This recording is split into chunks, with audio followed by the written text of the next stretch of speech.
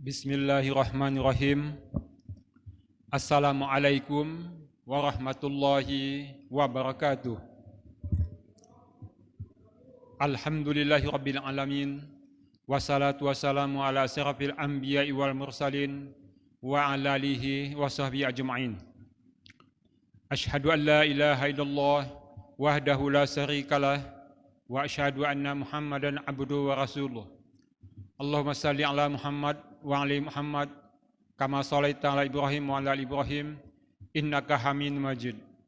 Wa barik ala Muhammad wa ala Muhammad kama barakta ala Ibrahim wa ala Ibrahim innaka Hamidum Majid. Bapak-bapak dan ibu sekalian, marilah kita banyak puji kepada Allah SWT yang telah banyak memberi nikmat kepada kita, terutama nikmat iman dan Islam. Semoga salawat dan salam semoga tercurah kepada Nabi kita, Nabi besar Muhammad sallallahu alaihi wasallam. Bapak-bapak dan ibu sekalian, pada hari ini kita telah memasuki ibadah puasa yang ke-24 hari. Dan mudah-mudahan seluruh amal ibadah kita diterima oleh Allah Subhanahu wa taala. Bapak dan ibu sekalian, semua kita sudah tahu bahwa tujuan ibadah puasa adalah agar menjadi orang yang bertakwa sesuai dengan firman Allah dalam surat Al-Baqarah ayat 183. A'udzubillahi minasyaitonirrajim. Bismillahirrahmanirrahim. Ya ayyuhallazina amanu kutiba alaikumusiyam kama kutiba alal ladzina min qablikum la'allakum tattaqun. Hai orang yang beriman, diwajibkan atas kamu berpuasa sebagaimana diwajibkan atas orang sebelum kamu agar kamu bertakwa. Untuk menjadi orang yang bertakwa, kita harus menjaga diri dari dosa-dosa yang akan merusak ibadah puasa kita itu sendiri. Seperti dosa melalui lisan. Dosa lisan itu seperti berbohong, mengumpat, memfitnah, mengadu domba, bersumpah palsu, dan menggunjing atau gibah. Seseorang yang mengerjakan hal-hal yang merusak ibadah puasa, seperti dosa lisan, secara syar'i atau secara fikih, ibadah puasanya memang tidak batal. Akan tetapi nilainya akan berkurang atau bahkan bisa jadi tidak ada nilai sama sekali di sisi Allah Subhanahu wa taala. Seperti sabda Rasulullah, banyak orang berpuasa tapi tidak mendapatkan apa-apa kecuali haus dan lapar. Dosa lisan yang akan kita bicarakan sekarang adalah menggunjing atau disebut gibah, yaitu membicarakan keburukan orang lain. Salah seorang sahabat bertanya kepada Rasulullah sallallahu alaihi wasallam, "Ya Rasulullah, apakah gibah itu?" Rasulullah bersabda, "Mengatakan sesuatu tentang saudaramu yang tidak ia sukai di belakang orangnya." Selanjutnya sahabat bertanya, "Apakah masih dikatakan gibah jika yang saya katakan itu memang benar terdapat pada dirinya atau maksudnya betul fakta pada dirinya?" Rasulullah menjawab, "Bila benar demikian, maka sebenarnya itulah gibah. Sedangkan jika yang kamu katakan itu dusta, maka kamu telah memfitnahnya." Hadis riwayat Muslim. Gibah itu kesepakatan para ulama adalah termasuk dosa besar, karena dosanya sama dengan memakan bangkai manusia. Seperti firman Allah dalam surat Al-Hujurat ayat 12. A'udzubillahi minasyaitonirrajim. Ya ayyuhallazina amanu jtanibu katsiran minan zonni inna ba'daz zonni ismu wala tayabassasu wala yaghbad ba'dukum ba'da ayuhibbu ahadukum ayyuka lahma akhihi maitatan fakaritumu wattaqullah innallaha tawwabur rahim. Artinya, hai orang yang beriman, jauhilah kebanyakan dari prasangka. Sesungguhnya sebagian prasangka itu adalah dosa. Dan janganlah kamu mencari-cari kesalahan orang lain, dan janganlah sebagian kamu menggunjing sebagian yang lain. Sukakah salah seorang di antara kamu memakan daging saudara yang sudah mati? Maka tentulah kamu akan merasa jijik kepadanya. Dan bertakwalah kepada Allah. Sesungguhnya Allah Maha Penerima Tobat lagi Maha Penyayang. Dalam hadis dari Jabir bin Abdullah berkata, ketika kami bersama Nabi SAW berhembus bau bangkai yang busuk, maka Rasulullah SAW bersabda, apakah kalian tahu bau apa ini? Ini adalah bau orang yang suka menggibah orang yang mukmin, yaitu hadis riwayat Ahmad. Berbuat gibah atau membicarakan keburukan orang lain berarti memberikan atau mentransfer sebagian pahala kita kepada orang yang kita gibahi. Bila sering kita berbuat gibah, bisa jadi kita mengalami kebangkrutan.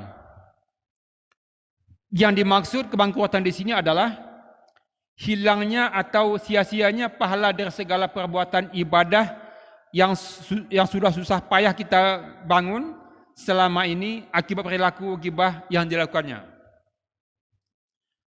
Rasulullah SAW bersabda, siapa yang pernah menzalimi saudaranya berupa menodai kehormatan seperti gibah atau sesuatu apapun, hendaknya ia meminta kehalalan dari kezaliman tersebut hari ini atau di dunia sebelum tiba hari kiamat yang tidak akan bermanfaat lagi dinar dan dirham.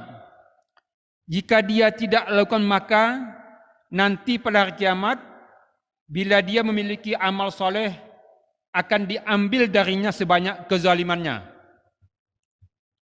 Apabila ia tidak memiliki kebaikan lagi, maka keburukan saudaranya yang dizalimi itu akan diambil oleh atau ditimpakan kepadanya. Hadis riwayat Bukhari. Seorang ulama Al-Hasan Al-Basri suatu ketika ada seorang memberi laporan kepadanya bahwa ada orang yang telah menggunjing atau menggibah beliau. Tapi beliau tidak marah, tapi malah menyiapkan sepiring korma untuk diberikan kepada orang yang menggibahnya. Setelah bertemu, beliau berkata, telah sampai berita kepadaku bahwa engkau telah mengibahkan dan telah memberikan sebagian pahalamu kepada diriku. Jazakallahu khairan. Semoga Allah Subhanahu wa taala memberikan balasan kepada dirimu, dan aku berikan kepadamu sepiring korma sebagai hadiah karena aku ingin membalasmu, dan tolong maafkan diriku apabila aku tidak bisa memberikan balasan sebagaimana yang engkau berikan pada diriku. Secara tidak sadar, orang yang melakukan gibah itu sama saja memberikan pundi-pundi amal ibadahnya kepada orang lain. Apalagi kalau setiap hari kita buat gibah, bisa habis seluruh amal ibadah kita. Yang lebih parah lagi kalau kita menggunjing bukan pada satu orang, tapi ada suatu kelompok atau etnis atau suku. Dengan lisan orang bisa masuk neraka. Nabi pernah bertanya kepada sahabat, tahukah kamu apa yang menyebabkan orang masuk neraka? Nabi melanjutkan, penyebab orang paling banyak masuk neraka adalah karena mulut atau lidah dan kemaluan. Dengan lisan pun orang bisa masuk surga. Rasulullah SAW bersabda, barang siapa yang sanggup menjamin kepadaku keselamatan di antara dagu atau lisan dan yang ada di antara paha, kemaluan, maka aku akan menjamin surga baginya. Hadis riwayat Hadis riwayat Bukhari dan Muslim.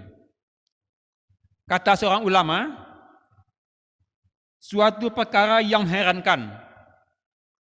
Seorang yang soleh, mudah baginya untuk meninggalkan kemaksiatan, meninggalkan minum khamar, meninggalkan perzinahan, dan juga mudah baginya untuk, atau ringan baginya, untuk melaksanakan sholat malam, bersedekah, akan tetapi tidak bisa menjaga lisannya untuk menggibah saudaranya. Sulit baginya untuk menahan lisannya, mengontrol lisannya, sehingga ia sering mencela saudaranya. Kenapa bisa demikian? Karena gibah lezat. Kemaksiatan itu ada kelezatannya. Zina itu ada kelezatannya. Minum khamar itu ada kelezatannya. Dan demikian juga gibah ada kelezatannya. Bukti kelezatan gibah itu kita sering nonton atau lihat acara TV yang penuh dengan gibah. Seperti acara gosip, insert, dan lain sebagainya. Yang isinya menggibah artis atau public figure, dan acara ini sangat digemari oleh pemirsa.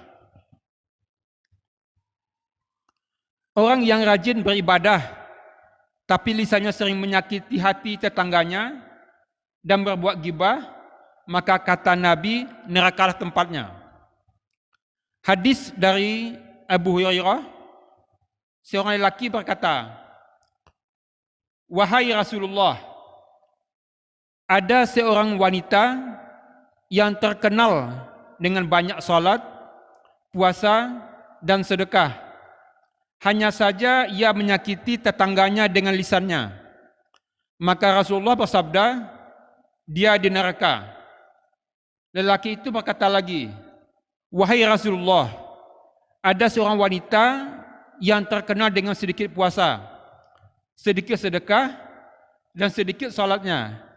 Ia hanya bersedekah dengan sepotong keju, tetapi ia tidak menyakiti tetangganya dengan lisannya." Maka Nabi bersabda, "Dia di surga." Hadis riwayat Ahmad. Jadi perbuatan dosa lisan itu adalah termasuk dosa besar. Dalam hadis yang lain disebutkan, gibah adalah menyebutkan sesuatu yang terdapat pada diri seorang muslim, sedang dia tidak suka jika hal itu disebutkan, baik dalam soal jasmaninya, agamanya, kekayaannya, hatinya, akhlaknya, bentuk lahiriahnya, dan sebagainya. Caranya pun bermacam-macam. Di antaranya dengan membeberkan aib, menirukan tingkah laku atau gerak tertentu dari orang yang dipergunjingkan dengan maksud mengolok-olok. Itu hadis riwayat Muslim. Aisyah pernah cemburu pada istri Nabi yang lainnya, yaitu pada Safiyah. Aisyah berkata, "Wahai Rasulullah, sesungguhnya Safiyah," Aisyah memperagakan dengan tangannya yang ia maksudkan Safiyah orangnya pendek. Nabi bersabda, "Kau telah menguruhkan dengan satu patah kata, yang seandainya satu patah kata itu dicampurkan ke laut, pasti laut berubah menjadi keruh." Hadis riwayat Tirmizi. Ini suatu penggambaran yang sangat luar biasa. Kita tahu kalau air laut dicampur dengan bangkai anjing, bangkai babi atau bangkai lainnya, tidak akan merubah air laut. Tapi kalimat gibah adalah kalimat yang sangat busuk, sehingga bisa merubah air laut menjadi keruh. Kenapa orang melakukan gibah? Ada 3 alasan yang melakukan gibah. Yang pertama, orang melakukan gibah adalah karena dengki atau hasad, baik karena harta, jabatan, atau lainnya. Istilah sekarang, senang melihat orang susah, susah melihat orang senang. Padahal sifat dengki itu akan merusak atau menghapus amal ibadah kita. Hadis dari Anas, Rasulullah bersabda, kedengkian akan memakan kebaikan sebagaimana api memakan kayu bakar, dan sedekah akan menghapus kesalahan sebagaimana air dapat mematikan api. Salat adalah cahaya orang mukmin, sedangkan puasa adalah perisai dari api neraka. Hadis dari Ibnu Majah. Alasan yang kedua,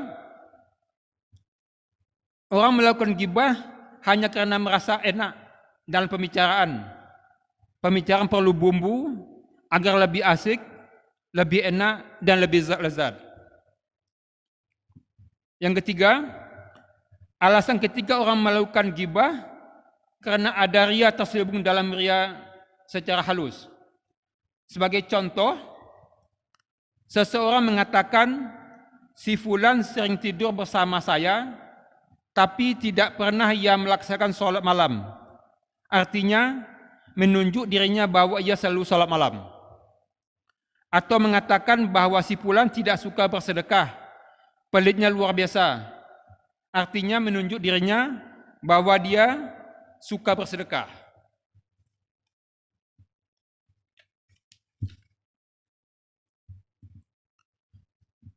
Bila orang terjerumus dalam dosa ghibah, ada dua pendapat ulama cara bertobat dari dosa ghibah ini. Yang pertama, barang siapa yang telah melaksanakan ghibah, ia harus minta maaf pada orang yang telah digibahinya, apapun risikonya, daripada orang yang digibahinya minta perhitungan di akhirat kelak. Dosa pada Allah bisa langsung minta ampun atau bertobat pada Allah, dan Allah Maha Pengampun. Tetapi dosa pada manusia harus minta maaf dulu pada orang yang bersangkutan, baru tobat kita diterima oleh Allah. Yang kedua, pendapat kedua banyak mengucapkan istighfar atau minta ampun pada Allah, dan sering menyebut kebaikan orang yang pernah kita gibahi di majlis tempat kita sering menggibahinya, untuk mengembalikan keburukan yang pernah kita sampaikan. Rasulullah SAW bersabda, setiap manusia berdosa, dan yang paling baik dari berdosa itu adalah yang senantiasa bertobat. Dalam hadis yang lain, Rasulullah bersabda, orang yang menutup aib saudaranya, Allah akan juga menutup aibnya. Dalam hadis yang lain, Nabi bersabda, barang siapa yang menahan ghibah terhadap saudaranya, maka Allah akan menyelamatkan wajahnya dari api neraka pada hari kiamat. Hadis riwayat Tirmizi. Hadis lain dari Abu Hurairah radhiyallahu an, Rasulullah SAW pernah ditanya tentang sesuatu. Apakah yang terbanyak yang dapat memasukkan manusia ke dalam surga? Beliau menjawab, takwa kepada Allah dan akhlak yang baik. Beliau juga ditanya tentang sesuatu, apakah yang terbanyak yang dapat memasukkan manusia ke dalam neraka? Beliau menjawab, mulut dan farji atau kemaluan. Hadis riwayat Tirmizi, Ibnu Majah, dan Ahmad. Godaan untuk berbuat ghibah itu besar sekali. Karena setan akan selalu menggoda manusia sampai kapanpun. Mulai sekarang marilah kita hentikan berbuat ghibah, minimal menguranginya, karena ghibah atau mengunjungi itu adalah dosa besar. Jangan sampai pada hari kiamat nanti kita termasuk orang yang bangkrut. Nabi Muhammad SAW berkata pada sahabat, tahukah kamu siapa orang yang bangkrut? Sahabat menjawab, orang yang tidak punya dirham dan tidak punya harta. Rasulullah bersabda,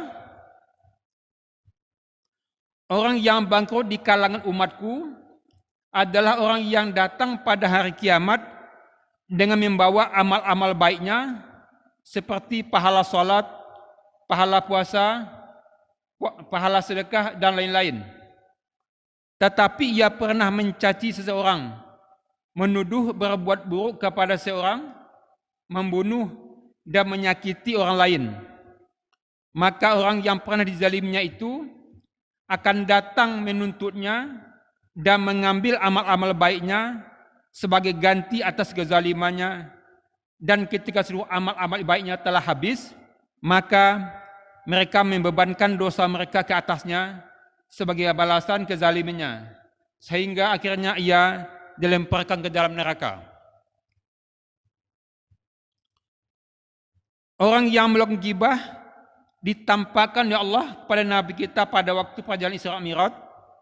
Dari Anas bin Malik, ia berkata, Rasulullah SAW bersabda, ketika aku dinaikkan ke langit dalam perjalanan Isra Mi'raj, aku melewati suatu kaum yang kuku mereka terbuat dari tembaga. Kuku itu mereka gunakan untuk mencakar muka dan dada mereka. Aku lalu bertanya, wahai Jibril, siapa mereka itu? Jibril menjawab, mereka itu adalah orang-orang yang memakan daging manusia atau berbuat gibah dan merusak kehormatan mereka. Hadis riwayat Abu Daud. Mudah-mudahan kita semua terhindar dari dosa lisan, khususnya dosa gibah, agar tujuan dari ibadah puasa, yaitu menjadi orang yang bertakwa, dapat kita raih. Amin ya rabbal alamin. Demikian yang dapat saya sampaikan. Mohon maaf bila dalam penyampaian tadi ada yang salah. Mudah-mudahan ada manfaatnya, khususnya bagi diri saya sendiri maupun bagi hadirin sekalian. Wabillahi taufik wal hidayah. Wassalamualaikum warahmatullahi wabarakatuh.